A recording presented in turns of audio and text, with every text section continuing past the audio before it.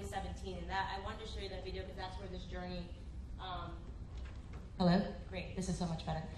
Because that's where this journey really began for me. I was just sitting in my apartment watching the news with my cousin, my younger cousin, and I just had this idea that for some reason, being a conservative, coming out as a conservative, as a black woman is more difficult than it is, or than it was to come out as a gay person in the 80s. So I said, oh, I have this idea, I'm gonna do a little satirical stab and come out as conservative and put it on the internet, and that'll be that. Really with no plan in mind. There was no direction that I was going into. One of the questions I like to ask myself today all the time is, are black people free? Are black people free in America? No. I certainly don't think so, because if black people were free, I could upload that video and that would be it.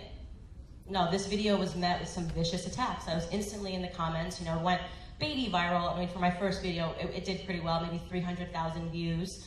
And in the comments, it was, here comes another Uncle Tom, here comes a coon, here comes a race traitor. Nasty comments, a bed wench. At the time, I didn't even know what that was, to be honest with you. And I thought to myself, how strange. I didn't put on a MAGA hat in this video. I didn't say that I support Trump in this video. I simply said I was a conservative. And I got a really nasty reaction. Of course, if you guys follow me today, if you've Googled anything about me, you've probably read some pretty horrific things. I think I've read that I am anti-black, that I'm anti-LGBTQ. I've read that I'm a Nazi sympathizer. I've definitely read a few times that I'm literally Hitler, which is something that the left likes to say a lot about anybody that expresses conservative views. So it's been an interesting journey to just a year ago put up a video and to now be just smeared across all of the publications that I once read when I was a liberal, when I thought that I was a Democrat, that I had to be a Democrat. These same people that I placed so much faith in, the second that I said I'm a conservative, turned their back on me and wanted to smear me. So what I'd like to do, and by the way, this is the very first HBCU that I've ever been invited to. I was just speaking with your president about that. Thank you for having me. But that's an interesting little tidbit, because one of the things that I always get is, well, why doesn't she go speak at black schools? Black schools don't invite me to come speak.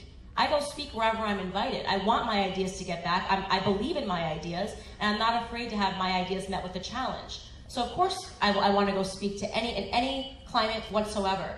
I heard last week that you guys, or the last speaking guest that you guys had was one of the Me Too founders, and I'm adamantly opposed to the Me Too movement. And I speak out against that, but I can guarantee you, if I had come forward and I said that I wanted to debate that individual, it would have been declined. I have asked to debate pretty much every black leader that has different views from me. Almost all of them, really. Jesse Jackson, Al Sharpton, Angela Rye, who got back. T.I. sent her a text and said, Candace would like to debate you because Kanye put me in touch with T.I. And she said, oh no, I don't want to debate her. She was mean to my mentor, Maxine Waters. If you're up on CNN every night and you genuinely believe what you believe, if you're representing black people, wouldn't you want to stand on stage with somebody that disagrees with you and slaughter her? Wouldn't you, if you think that my ideas are so bad, it should be pretty simple to stand on the stage with Candace Owens and make me look like a Nazi sympathizer. But there's something else going on. There's something fraudulent going on. There's something else going on that makes them feel okay in an echo chamber, but not okay when conservatives challenge them. Another conservative, a friend of mine, Larry Elder. Larry Elder, throughout his entire career, has asked to debate Al Sharpton or Jesse Jackson. They have declined the entire time. Every single time he puts it out, they decline. The truth about me, of course, is of no interest in the media. They don't want to touch it about me. When I read stories about me, I read my Wikipedia page, made the mistake of reading my Wikipedia page, and it was terrifying. I got finished, I was like, that girl sounds terrible. I wouldn't want her to speak at my school. The truth about me is of no interest to them whatsoever. They want you to believe that because I was raised in Connecticut that I came from a rich family. I didn't. I didn't come from a rich family whatsoever. It's exactly the opposite. They want you to believe that I grew up in a Republican household with tons of money. It couldn't be further from the truth. My story starts in Stamford, Connecticut. I grew up in a really small apartment. I have two sisters. We grew up in low-income housing where the exterminator would have to come once a week to get the roaches out of our apartment. My mom didn't have a job. Her very first job that she had, my mom didn't finish high school. She grew up in and out of group homes in her life, one of 9 brothers and sisters. The majority of her brothers and sisters served time in prison. When I was a little girl, I went to go see my uncles in prisons. And that seemed normal to me. I don't say that to be a victim. That was normal to me. I loved my uncles. I still love my uncles. That was just the lifestyle that I had. I grew up with a bunch of cousins, and this was the lifestyle that I had. People that were on food stamps, that were on welfare. This was a lifestyle that I had. But because I speak proper English today, because I complete sentences, now all of a sudden I'm white, apparently. That's it, I'm instantly white. And it's fascinating to me to get comments from black people that say, I talk white. What are you saying when you say to someone that because you speak English, you're white? You're saying black people are stupid. That's exactly what you're saying. That you think black people are stupid. If you think that me completing a sentence in good English means that I'm white, you think that black people are incapable of speaking good English. I learned to speak good English because one thing that my mother was adamant about was that all of her children, she had two things. The first was that she didn't want us to have what she called ghetto names. She wanted us to have very easy names. So I'm Candace, and my sisters have very easy names, Ashley. My other sister's Brittany. The second thing was that she wanted to make sure that we read a ton of books. So despite the fact that she didn't drive and that we didn't have any money, my mom used to march us 2 blocks every single day after school to the library. We had to pick a book, we had to read the book. And I really developed a love for books and a love for reading and a love for writing when I was a very small child. The first thing I ever wanted to be was a rapper. I used to sit in my room. What are you laughing about? I can still rap. I used to sit in my room and I used to write rhymes and poetry. And my sisters, you know, we were in a band, and my sister would sing and I would be the rapper. And that was the first thing because I loved lyrics so much and it felt to me like an escape. Reading a book, getting caught up in somebody else's world became an escape for me. So at the time I was 8 years old, I was reading novels that were way bigger than my head, constantly trying to read whatever my mom had on her bookshelf because she was a member of a book club and she'd get different books every month. That's the reason why I speak good English. I love books. It's really that simple. When I was young, I was a very, very, very complicated child. I mean, I was constantly getting spankings. It was just, I was the child. I had 3 sisters. We were all back to back in age. But if there was one of us that was always in trouble, it was me because I always pushed back against authority. And I wouldn't say it was just like, hey, Candace, you know, do this, and I was a bad child and didn't want to do it. I always wanted to understand why I had to do it. I was always a critical thinker. This is the way that I came out of the womb. People say, how do you do what you do? Where did this come from? Where did this boldness come up to stand up and to challenge the narrative? And the truth is, I was genuinely born this way. The videos of me as a little girl, when I watch them now, my mom says, oh, you're going to get a daughter just like you. I really hope not. But I do think that there's something to be said for someone that's willing to push back and to ask their parents why. Critical thinking. Nobody critically thinks anymore. You just accept it. Whatever somebody tells you, you accept it. You're angry, you're upset. You don't even stop to ask yourself why you're angry or why you're upset. I constantly did when I was a child, and I constantly did when I entered school. I was always a student that was in trouble. I got great grades, but I was always a student that was in trouble because I would ask my teachers why. An example of that was, I have a teacher, Mr. White, who I'm very close with now, and he writes to me on Facebook and he says, if there was going to be one student that went on to do what you are doing, it was definitely going to be you. This is just the person you always were. And he talks to me about a test that we had on World War II, and one of the questions was, why did America have to drop the bomb in Hiroshima? Pretty simple question. All of the kids in class started answering it. And of course, my hand flew up because I instantly had an issue with the question. And Mr. White was like, oh, God, Candace, what's the problem? And I said, I don't like this question because the answer is already implied in it. Why did America have to drop the bomb on Hiroshima? Well, you're already telling me that America had to drop the bomb on Hiroshima. A better question would be, did America have to drop the bomb on Hiroshima? And I think that really sums up the kind of student that I was. I never wanted to feel like someone was putting something in my brain without me thinking it through. I carried the same attitude when I went to college. I chose journalism as a major, which is quite interesting now since most journalists hate me, because I think that they are the biggest part of the problem in America. They are the biggest sowers of division in America, are the journalists today. When I was in school, I was forced to take, for my gen ed requirements, Feminism 101. Does anybody take feminism courses here? Do you guys have, do you guys have feminism courses here? Good. Good. I hate feminism. So, don't worry, I'll get into it. Yeah, I know. Surprise. Yeah. So I was forced to take Feminism 101. It's interesting, I know. You're like, how can you say you hate, I hate feminism. I am not a feminist, proudly not a feminist, and I can explain to you why. So my freshman year, I was in this course, and I had no feeling about whether I was feminist or not. I didn't really care for it. I honestly didn't know why I had to take the class, least of all why I had to pay for it. You know, when you're in college, you're the person that's paying for the classes, so to be forced to take something that has nothing to do with your major seems a little weird. Why are we suddenly taking classes like Feminism 101 and Gender Studies as opposed to taking hard academics? And I had this teacher, and she was, I guess, if you had to create a stereotype of what you imagine a feminist to be, she was exactly that. You know, really someone who hated men. I became very apparent to me at the point of the course was for me to walk away feeling that men were oppressive to women. Now, in my life, I had a very good relationship with my father. I was raised in a household by my grandfather, who eventually took us out of that low-income housing structure and raised us. And my grandfather was the closest person to me today.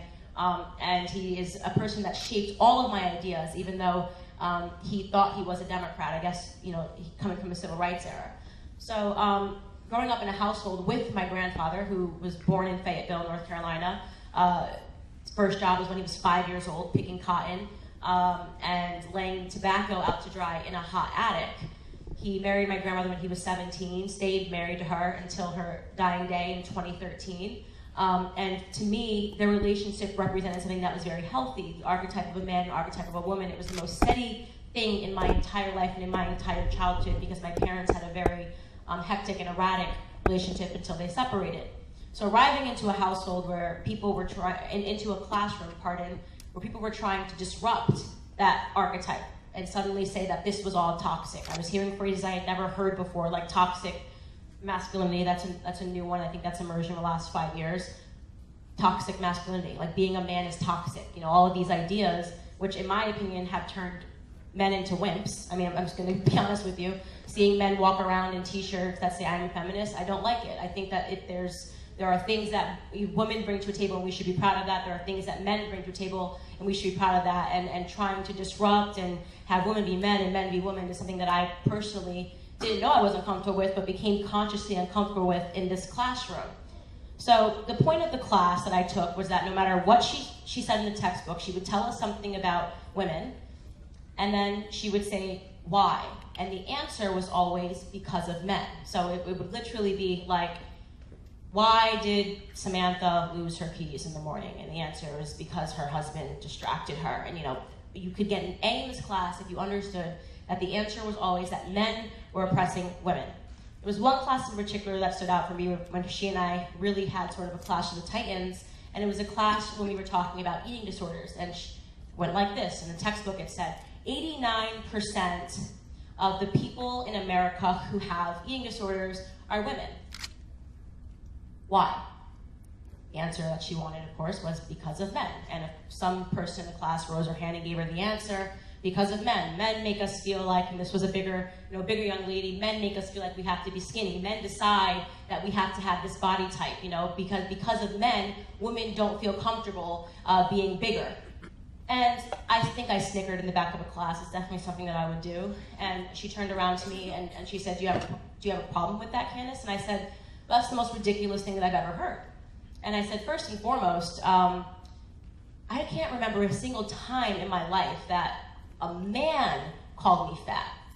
That's typically a woman thing. There's women on women crime more often than there is men on men. You know, men calling women fat or saying your body's to that. You hear it from women, and having a productive conversation about the way women treat one another would be healthy. But instead, we're just going to blame men for all of this. And then I said to her, another way to what's missing from this textbook is I'd like to see the statistic of what the gender is of the people that take steroids. I bet the majority of people that take steroids are men.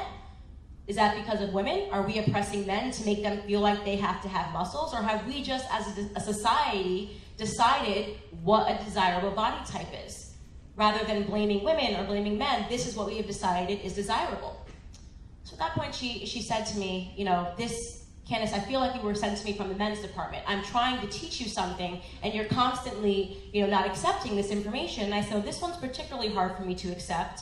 And we went back and forth, and I introduced to her in that moment, in that year, that I had an eating disorder. I was standing in a classroom as someone who had anorexia, which had nothing to do with men whatsoever. It had something to do with me trying to assert control over my life because I had, I was the I guess you could say the victim, I hate that word, of a hate crime when I was in high school. And the way that I dealt with it emotionally was by harnessing and having an eating disorder. And yet I'm standing in a classroom and a teacher is telling me that my eating disorder is a result of men. No, it's not. I'm living it. How can you tell me? How can you teach me something when I'm telling you that I'm living it? It was a very interesting moment because I didn't place it in the political spectrum. I didn't care about politics whatsoever. I was not invested in politics whatsoever. But in that moment, I think I was learning very early on the difference between what I have defined as liberalism and conservatism. The perspective of liberalism teaches us that no matter what you go through in life, there is someone that you can point to that is to blame, okay? If I have anorexia, it's because of men, okay? If I got a parking ticket, it's because of police officers are pigs, right? Constantly, you can look externally for the solutions to all of your problems. But as a conservative, it's different. You're in the driver's seat. You're constantly trying to say, what could I have done different? What could I have fixed? And I had decided that I was the cause of my eating disorder. Candace Owens made a decision to stop eating and to restrict calories to assert control over her life. Nobody did that to Candace Owens but Candace Owens, which is why Candace Owens was able to fix that when she got out of college. I didn't care about politics. But I think now, I was always a conservative, I just didn't know it. I wasn't awake to it because I went through the public school system, and when I got out of high school, I believed that Republicans were racist, that Democrats saved us at every single turn, that liberals were our allies, and that conservatives hated us and they harbored ill will towards black people. I think the majority of black people, when they come out of the public school system, feel that same exact emotion. It's very rare that you're going to find a young black person that tells you that they're conservative. That's just simply the way it is. All of that changed in 2015 when Donald Trump announced that he was running for the White House. When he ran for the President of the United States, when he announced he was running for the President of the United States, my first instinct was, hell no. There's no way that this guy that I watched on TV saying you're fired, right? I thought of him as like a cartoon character, is going to be in the White House. There's just no way. I was on the Bernie train. This is going to be, Bernie sounded like my guy. This guy sounds good. This guy sounds like he knows what he's talking about. Donald Trump? No, absolutely not. But then something really weird happens. I didn't like the way Donald Trump spoke. It wasn't presidential. We just had Obama for 8 years, and he spoke so well. He made you feel comfortable when he spoke. We're going to go to this guy, Donald Trump. But then something else happened. I didn't want him to be in the White House because I didn't think he was presidential. But what I didn't think, not a single moment did it pass my mind that he was sexist, that he was racist, that he was a misogynist, that he was a rapist, that he was incestuous. At one point they were saying that he wanted to sleep with his daughter. Literally. At one point they were saying he had feelings for Ivanka. And I said, wow, that was a really fast turnaround. He went from being someone that was on TV for years to suddenly being a person that I was supposed to instantly believe in process was a racist, sexist, misogynist, literally Hitler, Nazi defender in 5 seconds. It was a little too fast for me because I grew up listening to hip-hop, and in hip-hop music, they loved Trump. Yeah, hip-hop songs, there was always sipping poolside at Mar-a-Lago, like Trump. There were always lines in hip-hop songs about Trump, okay? Now, the second he announces that he was going to run for the White House, I was supposed to believe that he was a racist. You don't think that that's weird? I did. Maybe you didn't think it was weird. I thought it was weird. I thought it was just too fast of a turnaround. That I was suddenly supposed to believe he was racist. So in that moment, and at the time I was working in private equity, I asked myself a question. Is it possible, is it just possible, that racism is being used as a theme to turn black people into single-issue voters? Is it possible? Forget yes or no. I said, is it possible that racism is being used as a theme to turn black people into single-issue voters? Is it possible that every 4 years they drum up themes of racism so that you will vote how they want you to? So that you will vote emotionally and not rationally? Well, let's test it out. talk about some things that happened during the 2016 election cycle. Every single night in the 2016 election cycle, they had Black Lives Matter on the news. They were talking about black issues. We were seeing up on the screen that black men were being gunned down by police officers. And that was the theme that was plucked, right? This person got shot. This lady from Black Lives Matter is here to talk about what's going on in the black community. Timing was really suspicious to me. It just seemed like, wow, this is really every single night. Racism, racism, racism. It felt to me like maybe they were just trying to shove this down our throat, you know? And so I decided that instead of acting emotionally, because what person in their right mind would not be upset and emotional after watching Philando Castile get shot in his car? I cried when I watched it. Of course I cried. It was all over the news, and of course I cried. So then the question becomes, I stopped and I asked myself, but why are they showing this to me? I did a little research, and it turns out that that year, 16 unarmed black men were shot and killed by police officers. From a rate perspective, percentage-wise, more white people unarmed were shot by police officers and killed. More Hispanic people unarmed were shot by police officers and killed. And police officers were 18 and a half times more likely to be killed by a black man than the other way around. That's just the facts. You can say shut up to the facts. You can say shut up to the facts. I'm not, you know. That's actually a fact. You can look up the numbers when you're all done and you process this. You can look up the numbers and see whether or not I was right or wrong. But that's just the thing. So instantly I just said numbers. I didn't assess the numbers. I just told you the numbers, and the response is shut up. Shut up. I don't want to hear the numbers. I like my emotions so much, just shut up. It's ridiculous. But this is exactly it. This is the problem that we have as a community, that they can bank on the fact that rather than ever sit down and logically think and critically assess anything, you're just going to say, shut up, I don't want to hear it. I don't want to hear it. I don't want to hear it. I don't care if the number was 18, I don't want to hear it. It shouldn't have even been 18. It shouldn't have even been 16. It shouldn't have been 13, I think it is down to this year. But that's an interesting thing. 0.00004% of the black community will be shot and killed unarmed by a police officer every year. So, as a black man, you have a higher chance of being struck down by lightning than you do of being shot unarmed by a police officer. That's a fact. Go ahead, somebody give me the shut up, I don't want to hear the facts, I hate facts, okay? That's the fact. Why do facts make our community so uncomfortable? Why does it make you uncomfortable? It's a fact. What I just said was a fact. I didn't assign any emotion to it. That's a fact. You know, apples and orange. You talking crazy. How is that an apple and an orange? You don't debate me. I'm not talking. I'm asking you a question. Let me get through this. I'm going to allow anybody to ask a question that wants to. But at a certain point, whether the facts make you uncomfortable or not, this is the journey to realizing that we are an emotional community. And if you know that a community will always respond emotionally, you are the easiest people to plug. It's fact. If I know that no matter what, you will place your emotion above facts, it is so easy to get your votes. It is so easy.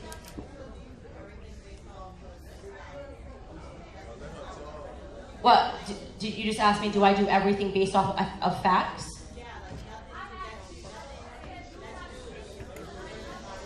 I can't hear you, I'm sorry. She's screaming over here.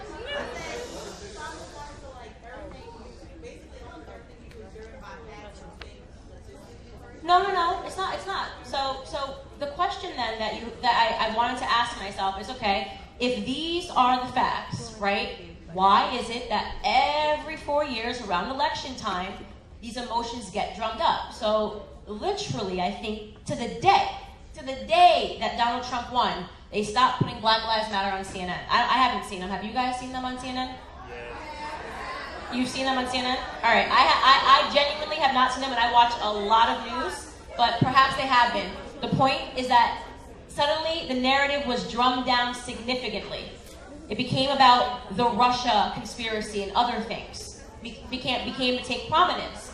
Everything politically, everything that's politically charged, that's meant to impact the way somebody votes.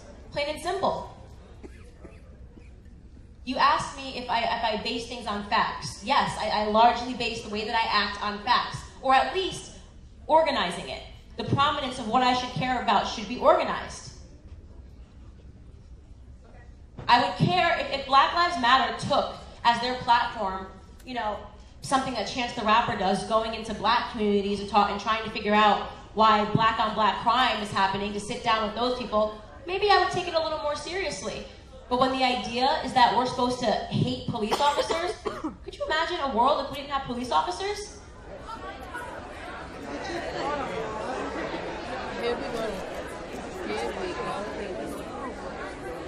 You genuinely, you're comfortable with the world if we didn't have police officers?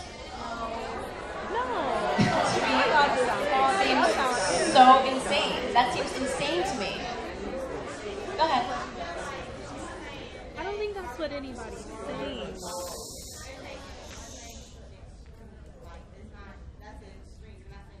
But there quite literally was a platform saying that we need to not have police officers. I'm talking to you about real results that came out of this movement.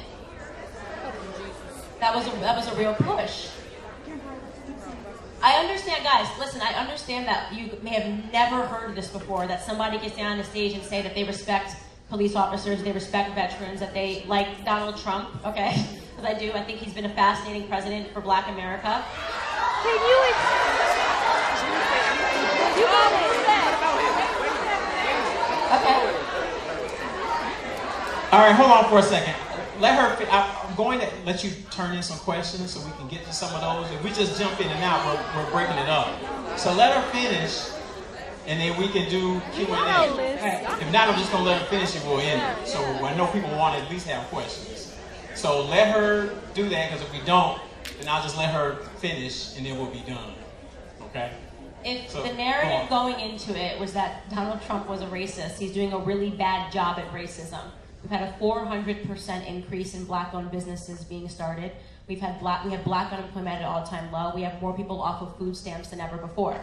All I am about, only thing that I preach to our community is that we can do it without government handouts. We do not need government handouts. In fact, if you look at the statistics, and yes, this is a fact-based discussion, the black community is poorer today than we were in the 1960s, despite $22 trillion being paid into the welfare system. The welfare system was created by a racist president. Lyndon Baines Johnson was an avowed racist. He called the 1964 bill, it's on record, and actually, liberals don't dispute it. So you can go to Snopes.com for this, and they are known to be liberal, okay? He called the Civil Rights Bill of 1964 the nigger bill.